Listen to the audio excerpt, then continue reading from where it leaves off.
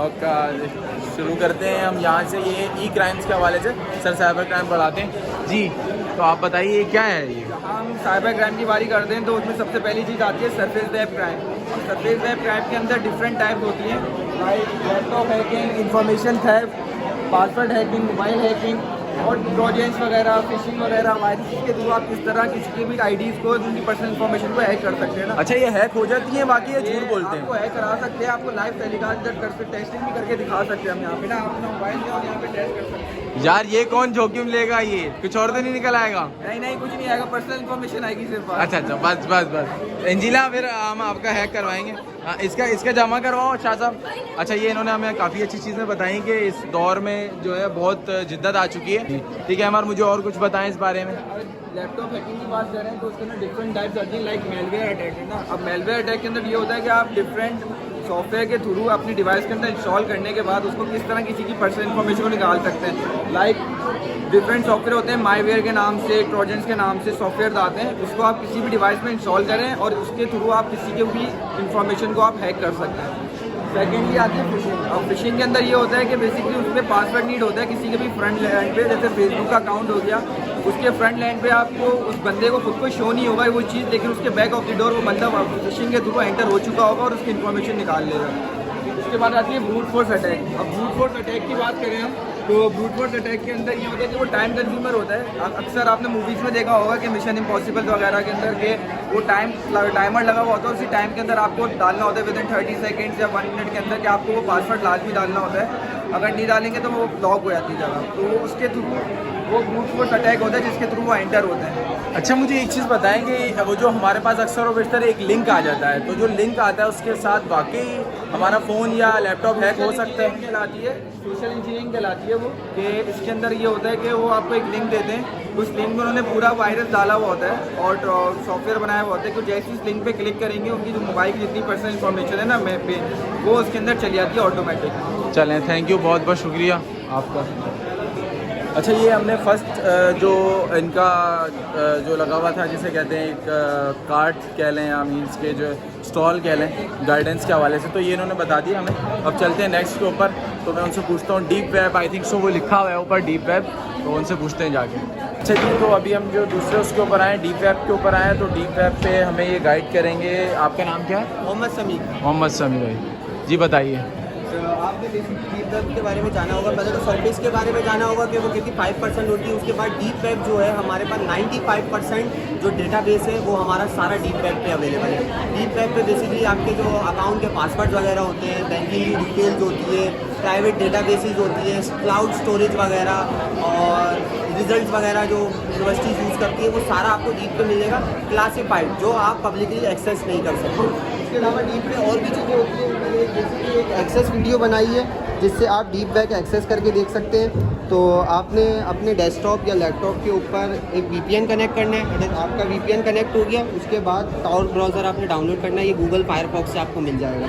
ये आपने डाउनलोड करा, आपने टॉर खोला है, ठीक है। टॉर खोलने के बाद आपने सिर्फ और सिर्फ कनेक्ट करना है। आप कनेक्ट करेंगे, वो लोडिंग करेगा, ये आपको एनोनिमस कर देगा। एनोनिमस कैसे करेगा? बेसिकली टॉर अनियनाइजिंग सिस्टम यूज़ करता है। अनियनाइजिंग कैसे प्यास जैसे राउंड होती है। जी। इसका बेसिकली काम है एक जगह से दूसरी जगह रीराउट करना, इधर से उधर से इधर से। तो ये इतनी रीराउटिंग करता है तो आपको ट्रैक करना पॉसिबल नहीं होता, काफ़ी मुश्किल हो जाता है। एक दफ़ा आपने कनेक्ट कर लिया, ये आपका कनेक्ट हो गया। अब टॉर के अंदर इन लोगों ने इंटीग्रेट कर दिया सर्च इंजन, जैसे गूगल वगैरह होते हैं, तो इनका डक है। वो अनियनाइज आपने ओपन करनी है, आपने इसमें कुछ भी सर्च कर लेना है। अगर आप इसमें चाहते हैं कि यार आप बिल्कुल अनामोनियस हो, कि आपको गवर्नमेंट भी ना देख सके, तो आप इसमें यूट्यूब, फेसबुक, याहू वगैरह अपनी इमेज यहाँ पे सब कुछ चेक कर सकते हैं। बाकी अगर और मार्केट प्लेस चेक करनी है आपको, जैसे कि यार इलीगल जहाँ स्टफ होता है तो डक पे जाके एक मार्केट प्लेस कहलाती है इलीगल, आप अगर वो ओपन करेंगे, उसको ओपन करेंगे तो उसके बाद उसके अंदर आपको एक मार्केट प्लेस दे देगा जिसके अंदर इलीगल गुड्स वगैरह। अच्छा, एक क्वेश्चन है मेरा, वो जो हम अक्सर और बेशतर सुनते हैं कि डार्क वेब के बारे में, कि डार्क वेब है वहाँ पे हमारा सारा डेटा अवेलेबल है, मतलब बैंकिंग के हवाले से या मुख्तलिफ चीज़ें, तो ये क्या वही है? बेसिकली डार्क वेब पे आपका डेटा अवेलेबल नहीं होता, आपका डेटा सारा डीप वेब पे अवेलेबल होता है। डार्क वेब एक टर्म यूज़ होता है जो इलीगल चीज़ों के लिए होता है, जैसे मनी काउंटरफिटिंग, CP जिसे चाइल्ड पोर्न बोलते हैं वो अवेलेबल, और चीज़ें जैसे रेड रूम वगैरह कहलाते हैं जिसमें आप लोगों को पैसे दे के काम करवाते हैं। तो डेटा आपका डार्क वेब पे नहीं है, डार्क वेब पे इलीगल चीज़ें होती है, डेटा आपका सारा डीप वेब पे है, ठीक है। तो ये देखें जिस तरह ये मार्केट प्लेस है, ये मार्केट प्लेस हिडन मिकी जब आप इसको ओपन करेंगे तो ये आप डार्क वेब पे कन्वर्ट होंगे। इसके अलावा एक और सर्च इंजन है जो कि टॉर्च कहलाता है, जो कि एक सर्च इंजन भी है और उसके साथ साथ एक मार्केट प्लेस भी है जिसके अंदर आपको सारी इलीगल चीज़ें दिख जाएंगी। वो इलीगल चीज़ें जो हैं वो डार्क वेब है, डार्क वेब पे आपका डेटा नहीं है, डेटा आपका डीप वेब है। जो आप इलीगल चीज़ें करोगे ना वो आपकी सारी डार्क वेब। और ये एक सर्च इंजन है, ये अभी पूरी एक मार्केट है, आपको विजुअल तस्वीरें भी मिल जाएंगी लिंक्स के थ्रू कि यहाँ पे क्या क्या स्टफ होता है, इसकी साइट बिटकॉइन की वगैरह, ये मनी लॉन्ड्रिंग, काउंटरफेट, हैकिंग वगैरह सब कुछ यहाँ पे अवेलेबल है। आप इधर से अच्छे काम भी कर सकते हो, अच्छे काम जैसे आपको एक ब्लॉग चाहिए जो कि पब्लिकली अवेलेबल नहीं है वो यहाँ मिलेगा। आपको कोई रिपोर्ट डालनी है तो यार आपको लगता है कि गवर्नमेंट पकड़ लेगी, थोड़ी सी कॉन्ट्रोवर्शियल है, तो आपको यहाँ डाल सकते हो, आपको कोई ट्रैक नहीं कर सकता। उसके अलावा इलीगल एक्टिविटी जो है बेसिकली डार्क वेब वो हमारा आगे सेगमेंट है, वो आपको बताएंगे डार्क वेब में बेसिकली क्या इलीगल होता है और लोग कैसे होता है और क्यों होता है, वो सारा आगे सेगमेंट में हमारा नहीं। चलें, थैंक यू यार, बहुत अच्छा आपने गाइड किया और उन्होंने बहुत सारी चीज़ें बताई जो अब इन फ्यूचर हमारे लिए काफ़ी सिक्योर हैं। और मेरा ख्याल है कि हम जितने ज़्यादा टेक्नोलॉजी के साथ आगे बढ़ते तो जा रहे हैं लेकिन उतना हम फंसते ही जा रहे हैं। और जैसे हमारे शाह साहब का है, वो कुछ अर्सा पहले जो है वो इजी पैसा हैक हो गया था और उसमें 10 रुपये थे, आई थिंक 10 रुपये थे, हाँ, तो वो भी चले गए थे। तो मतलब वो हैक ही हो गया था, उसमें ज़्यादा पैसे थे, मैं मजाक कर रहा हूँ, लेकिन वो हैक हो गया था और ये गलत चक्रों में इनके पैसे चले गए थे। मतलब कहने का ये कि अब हम दूसरे उस पर जाते हैं तो वहाँ पता चलेगा कि वहाँ क्या होता है और देखते हैं। अच्छा, तो अभी हम रूम नंबर 1 में आ चुके हैं। सबसे पहले ये पुलिस रूम है और रूम नंबर 1, चलें आ जाए अंदर। आई थिंक सो ये लॉकअप बना हुआ है, ये पुलिस रूम है।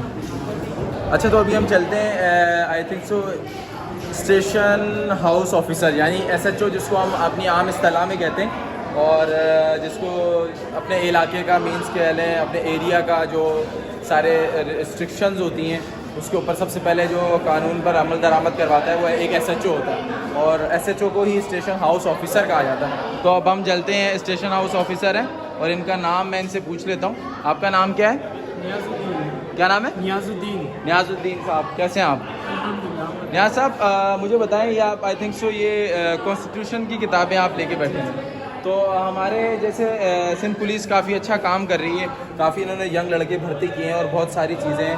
तो मुझे बताएं कि आप आम आवाम के साथ जो पब्लिक डीलिंग है उसको आसानी किस तरह करेंगे, जो कि थोड़ा सा आवाम में और पुलिस में थोड़ा खला पैदा है जो आज तक, उसको किस तरीके से करेंगे हल? आवाम में और ये जो खलल पैदा हुई इसको हटाने के लिए सबसे पहले हमें क्या करना चाहिए कि एक सेमिनार अटेंड करना चाहिए, इनकी कनेक्शन बनानी चाहिए ताकि अवाम पुलिस को समझे, पुलिस अवाम को समझे। हमारे यहाँ बड़ा मसला ये है कि जो पुलिस है वो अवाम एक दूसरे को समझते ही नहीं है, इस वजह से इनके बीच में ये पैदा होती है और एक दूसरे को बुरा बनाते हैं। चलें, इनका बहुत शुक्रिया, इन्होंने मुझे गाइड किया। और ये आई थिंक सो ये क्या है, ये इसको हम अपनी आम कब्स जो क्रिमिनल होते हैं या फिर एक्यूज जो भागने की कोशिश करते हैं वो लगाते हैं, जैसे कि भाई लगा रहे हैं, इसको हथकड़ी कहेंगे अपनी आम। चलें, थैंक यू नियाजुल्लाह साहब, ये SHO थे हमारे और बहुत अच्छा, नाइस टू मीट यू। और अब हम आपको थोड़ा सा और सोचा सा बता देते हैं, बिलाल भाई आए हैं माशाल्लाह, हमारे CR हैं, और ये HM। पहले हम स्टेशन हाउस ऑफिसर के पास गए थे जिनको SHO कहते हैं, उसके बाद ये स्टेशन इन्वेस्टिगेशन ऑफिसर। और जी सर, क्या नाम है सर आपका? उस्मान सिद्दीकी। उस्मान सिद्दीकी। सर मुझे बताइएगा कि इसका इन्वेस्टिगेशन ऑफिसर का क्या काम होता है? अच्छा, वैसे अभी मैं SIO हूँ, सीनियर ऑफिसर, और हमारे पास ASI 2 है। अच्छा, तो हमने जैसे पुलिस स्टेशन की थीम दी हुई है, तो इन्वेस्टिगेशन का काम होता है, एक पुलिस स्टेशन में 2 किस्म की पुलिस होती है, एक ऑपरेशनल और एक इन्वेस्टिगेशन जो हमारी। अच्छा, कहीं भी अगर क्राइम सीन होता है वहाँ पे जब FIR लॉन्च होती है वहाँ से हमारा काम स्टार्ट होता है, फिर हम जाते हैं क्राइम सीन विजिट करते हैं, वहाँ पे सारे एविडेंसेस को प्रिजर्व करते हैं और जो विटनेसेस होते हैं उनको प्रिजर्व करते हैं और ये भिजवा देते हैं फॉरेंसिक में। वहाँ से फिर हम सस्पेक्ट को अरेस्ट करते हैं। अगर कॉग्निजेबल ऑफेंस है तो हमें सर्च वारंट की ज़रूरत नहीं पड़ती, तो हम 24 घंटे के लिए उसे अरेस्ट कर सकते हैं, जैसे हमारा लॉकअप बना हुआ है जी। अच्छा, मैं कहूँगा कि मुझे आप लॉकअप विजिट करा दें ज़रा। अच्छा, ये जो थानों में होता है, पुलिस स्टेशन में इसे जेल कहते हैं। बाकी ठीक है। जो हमारे पास जो जेल होता है कैद खाना, उसे प्रिजन कहते हैं। आप जो कह रहे हैं करेक्शनल इंस्टीट्यूशन, ठीक है। तो यहाँ पे हम इसे 24 घंटे के लिए रख सकते हैं अगर कोई भी कॉग्निटिव ऑफेंस होता है जिसमें हमें वारंट की ज़रूरत नहीं पड़ती। फिर हम इसको यहाँ कहते हैं कि 24 घंटे में हमें जाना होता है वो अदालत के पास, ताकि अगर हम फर्दर इन्वेस्टिगेशन के लिए उसका रिमांड ले सकें, ज़्यादा ज़्यादा हम 14 दिन के लिए उसको अपने पास रख सकते हैं। तो सर हमारा क्राइम FIR लॉन्च होने से सस्पेक्ट को पकड़ के अदालत के हवाले करने तक का काम होता है, A to Z एक वीडियो का। चलें, थैंक यू जी, बहुत शुक्रिया। अच्छा, आपने देखा होगा अभी नताशा वाले केस में सिंध पुलिस ने बहुत अच्छा वर्क किया था और बहुत ही ज़बरदस्त किस्म का वर्क था। और ये आप लॉकअप मेरे पीछे अकब में देख सकते हैं। इंशाल्लाह फिर आपसे मुलाकात होगी नेक्स्ट व्लॉग में। मिलते हैं, अल्लाह हाफिज़। और मेरे दोस्त, मेरे मद्दा, मेरे फ़ैन हो रहे हैं सारे।